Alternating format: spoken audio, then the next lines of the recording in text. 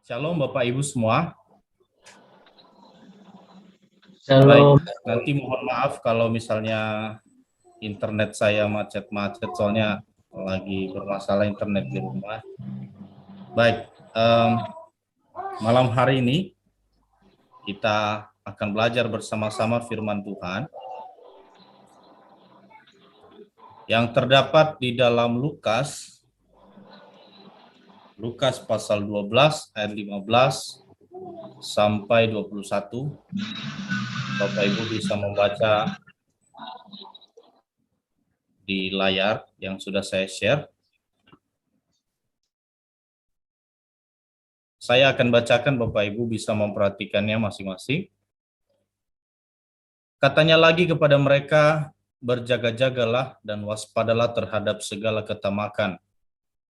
Sebab walaupun seorang berlimpah-limpah hartanya, hidupnya tidaklah tergantung dari kekayaannya itu. Kemudian ia mengatakan kepada mereka suatu perumpamaan, katanya, ada seorang kaya, tanahnya berlimpah-limpah hasilnya. Ia bertanya dalam hatinya, apakah yang harus aku perbuat? Sebab aku tidak mempunyai tempat di mana aku dapat menyimpan hasil tanahku. Lalu katanya, inilah yang akan aku perbuat, aku akan merombak lumbung-lumbungku, dan aku akan mendirikan yang lebih besar, dan aku akan menyimpan di dalamnya segala gandum dan barang-barangku. Sesudah itu aku akan berkata kepada jiwaku, jiwaku ada padamu banyak barang, tertimbun untuk bertahun-tahun lamanya, beristirahatlah, makanlah, minumlah, dan bersenang-senanglah. Tetapi firman Allah kepadanya, hai engkau orang yang bodoh, pada malam ini juga jiwamu akan diambil daripadamu. Dan apa yang telah kau sediakan, untuk siapa itu nanti? Demikianlah jadinya dengan orang yang mengumpulkan harta bagi dirinya sendiri, jikalau ia tidak kaya di hadapan Allah. Bapak Ibu Saudara, malam hari ini kita belajar bersama-sama tentang ketamakan. Ya, kita belajar bersama-sama tentang ketamakan. Bapak Ibu Saudara, berbicara tentang ketamakan ini, kalau kita melihat di Kamus Besar Bahasa Indonesia, yaitu selalu ingin beroleh banyak untuk diri sendiri. Adanya loba atau serakah akan harta. Bapak Ibu Saudara, tidak bisa dipungkiri lagi bahwa ada banyak orang jatuh karena selalu ingin beroleh banyak untuk dirinya sendiri, termasuk hamba Tuhan.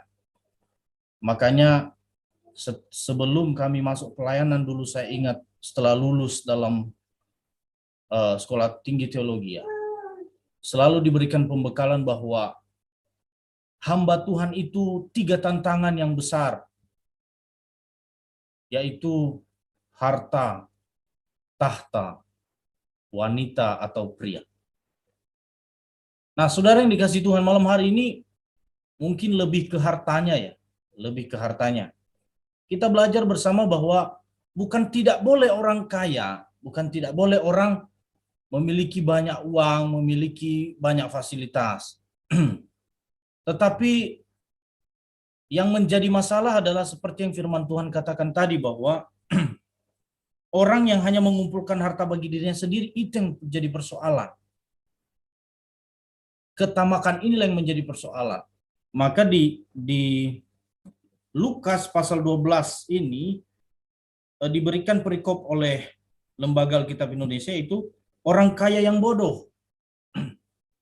Nah, Bapak Ibu Saudara, kita belajar. Yang pertama adalah ketamakan itu merupakan keegoisan. Keegoisan yang selalu mementingkan dirinya sendiri. Di ayat 16 sampai 18. Kemudian ia mengatakan kepada mereka suatu perumpamaan, katanya, ada seorang kaya, tanahnya berlimpah-limpah hasilnya. Ia bertanya dalam hatinya, apakah yang harus aku perbuat? Sebab aku tidak mempunyai tempat di mana aku dapat menyimpan hasil tanahku.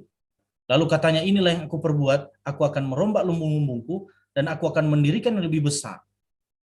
Perumpamaan yang diberikan oleh Tuhan Yesus ini kepada para muridnya, bahwa seorang kaya ini sudah berlimpah-limpah tanahnya, sudah banyak kekayaannya. Tetapi ternyata dia bertanya dalam hatinya, bagaimana, apa yang harus aku perbuat dengan tanah yang sudah berlimpah-limpah ini. Dan dia sendiri menemukan solusi bahwa diperbesar lagi, dibanyakin lagi kekayaannya. Nah, inilah sifat keegoisan yang harus kita hindari, Bapak Ibu. Harus kita hindari dalam kehidupan kita. Ya. Sekali lagi, bukan nggak boleh kaya, tetapi kaya yang bodoh itu yang ditentang oleh Tuhan Yesus, yaitu memiliki sifat keegoisan dalam dirinya, hanya mementingkan dirinya sendiri. Nah, egois itu adalah memikirkan diri sendiri. Salah dalam mendefinisikan kekayaan. Ini berbicara soal ketamakan, orang tamak. Tidak memiliki kepekaan sosial orang lain. Saudara bisa bayangkan orang yang kaya tadi jikalau solusinya adalah dia memberikan kepada orang lain, dia membantu orang lain, dan sebagainya. Nah, Bapak Ibu Saudara, seharusnya orang percaya itu harusnya saling membantu ya. Ini ayat-ayatnya saya kutip semua ini, Bapak Ibu bisa screenshot, Bapak Ibu bisa baca sendiri nanti. Bahwa diharapkan sebagai orang-orang yang sudah percaya kepada Tuhan, itu harusnya saling membantu. Membantu teman kita yang sedang dalam kesusahan. Mempedulikan teman-teman kita yang sedang dalam pergumulan. Kalau kita mempunyai kekayaan, kalau misalnya kita bisa bantu orang lain, kenapa tidak? Ya. Dan yang kedua, orang percaya itu harusnya bukan tujuan utama itu bukan persoalan kaya secara finansial, tetapi kaya juga dalam kebajikan. Ya, 1 Timotius 6 ayat 18 sampai 19, Lukas 19 ayat 8. Semua jelaskan situ bahwa sebenarnya tujuan utama kita bukan kaya secara finansial, ya, tetapi kaya dalam kebajikan. Yang ketiga, memiliki kasih dalam perbuatan. Kasih itu ada banyak hal yang bisa kita tunjukkan kepada orang lain, ya. Tidak harus kita memberi kekayaan kita kepada orang lain, tetapi kita peduli terhadap orang lain, bahkan menegur orang lain yang bersalah itu adalah salah satu action daripada kasih. Seharusnya begini Bapak Ibu. Nah, kita lanjutkan. Yang berikutnya adalah ketamakan itu adalah suatu kesombongan. Ya, di ayat 19 dikatakan bahwa sesudah itu aku akan berkata kepada jiwaku, jiwaku ada padamu banyak barang, tertimbun untuk bertahun-tahun lamanya. Beristirahatlah, makanlah, dan bersenang-senanglah. Wah, luar biasa ya. Setelah memiliki segala sesuatu kekayaan, sudah banyak sekali lumbung-lumbung yang terisi, sekarang dia beristirahat, makanlah, dan bersenang-senanglah. Saudara, saya tidak pernah melarang orang untuk beristirahat, makan, dan bersenang-senanglah. Itu harus kita rasakan dalam kehidupan kita. Tentu kita bekerja, kita banting tulang untuk bekerja, untuk kebahagiaan keluarga kita, orang tua kita, anak-anak istri kita, atau suami kita. Itu tidak salah Bapak Ibu. Tetapi coba kita lihat di sini kesombongan daripada seorang punya harta ini. Ya, sesudah itu aku berkata pada jiwaku padamu ada banyak barang, tertimbun untuk bertahun-tahun lamanya. Ya. Sebenarnya di sini Tuhan Yesus sedang mengajarkan kepada para muridnya bahwa bukan nggak boleh beristirahat, Tuhan Yesus pun beristirahat. Bukan nggak boleh makan, bukan nggak boleh minum, bukan nggak boleh bersenang-senang. Ya. Tetapi Tuhan sedang menunjukkan keegoisan daripada seorang ini yang punya harta ini. Bahwa dia hanya selalu memikirkan dirinya sendiri. Saudara yang dikasihi Tuhan, orang tamak itu adalah orang yang menggantikan anugerah dengan kerja keras. Ya. Orang menggantikan anugerah dengan kerja keras. Bukan nggak boleh kita kerja keras. Ya. Bukan nggak boleh kita bekerja keras. Tetapi kalau kita menggantikan anugerah dengan kerja keras, segala sesuatu kita selalu mengukur dengan pencapaian kita, itu yang menjadi persoalan. Dan inilah ciri-ciri daripada orang tamak. Bahwa dia menyadari segala sesuatu yang dia miliki itu adalah hasil kerja kerasnya tanpa anugerah Tuhan. Mulai dari titik itu adalah membawa kita kepada ketamakan Bapak. Kalau saja hasil yang telah kita capai sampai detik ini, dipromosi di tempat kita pelayanan, dipromosi di tempat kita bekerja, kita harus ingat, itu semata-mata karena anugerah Tuhan. Ya. Memang di dalamnya mungkin ada kerja keras kita, tapi kita harus ingat Bapak Ibu bahwa itu bukan nomor satu. Tanpa anugerah Tuhan, kerja keras kita, apa yang sudah kita perbuat, semua akan sia-sia. Yang kedua adalah menggantikan damai sejahtera dan kelimpahan. Ada banyak orang di luar sana yang punya banyak kelimpahan, punya banyak uang, punya banyak fasilitas. Tapi di antara mereka ada banyak yang mengakhiri hidupnya dengan tragis karena tidak ada damai sejahtera dalam diri. Saudara yang dikasihi Tuhan, jangan sampai kita terjebak dalam hal ini. Kita berpikir bahwa kebahagiaan yang sejati itu karena kelimpahan. Enggak, Bapak Ibu. Tanpa Tuhan, tanpa ada Yesus dalam hati kita, kita tidak akan pernah memperoleh damai sejahtera, sekalipun kita memperoleh segalanya yang ada di dunia ini. Saudara yang dikasihi Tuhan, yang ketiga adalah menempatkan kekayaan di atas Tuhan. Makanya, salah satu ciri-ciri orang utama adalah ketika dia banyak pergumulan, banyak persoalan dalam pekerjaan, baru datang pada Tuhan. Dia menjadikan Tuhan nomor kesekian. Ya. Giliran dia punya banyak segalanya, fasilitas segalanya, dia nggak peduli sama Tuhan. Ya. Nah, saudara yang dikasihi Tuhan, inilah ciri-ciri orang tamak ini.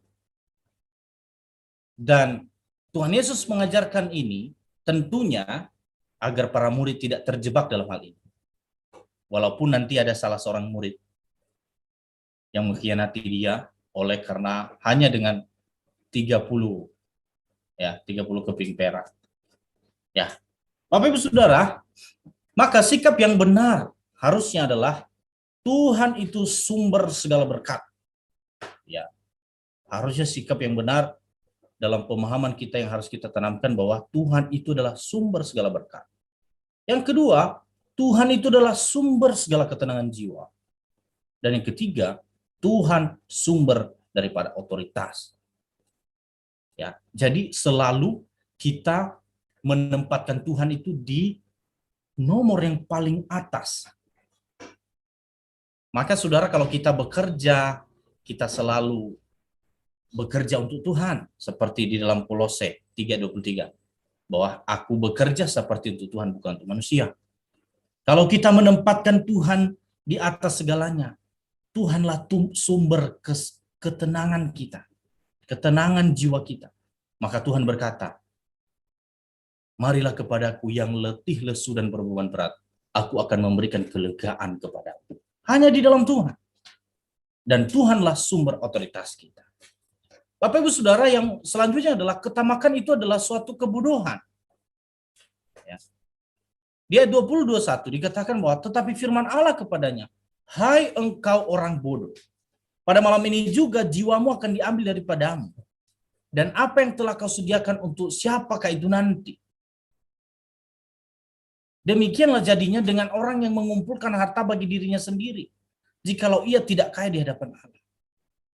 Maka firman Tuhan berkata juga di ayat yang lain bahwa di mana hartamu berada, di situ hatimu berada. Harta paling berharga apa yang kita miliki saat ini?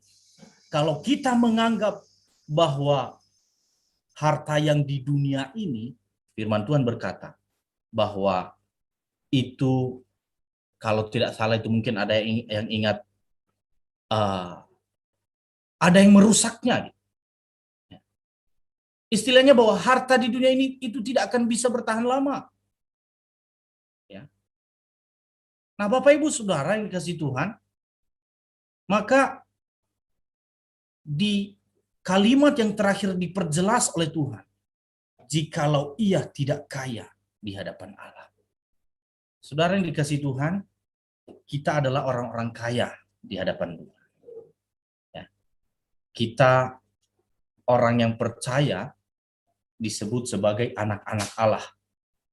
Maka kita adalah ahli waris daripada Allah. Kita adalah orang-orang yang kaya di hadapan Allah. Seandainya kita selalu menyadari hal ini, kita tidak akan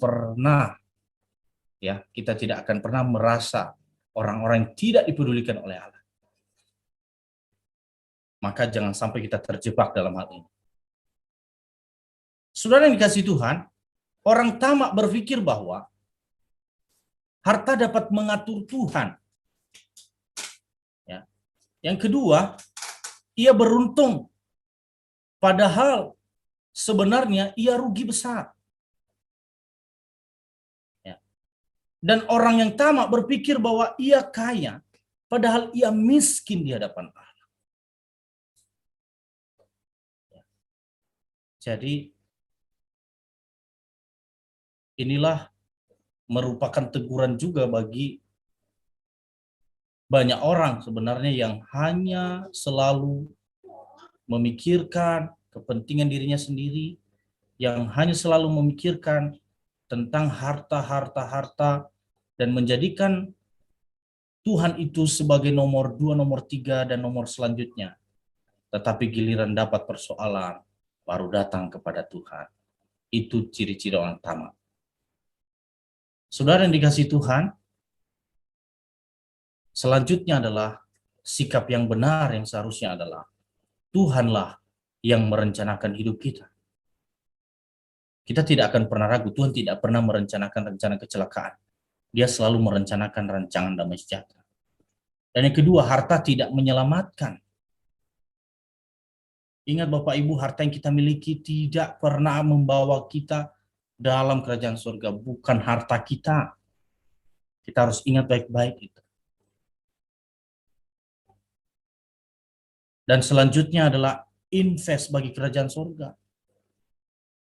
Ya. Maka saya sangat tertarik sekali dengan Ulangan itu.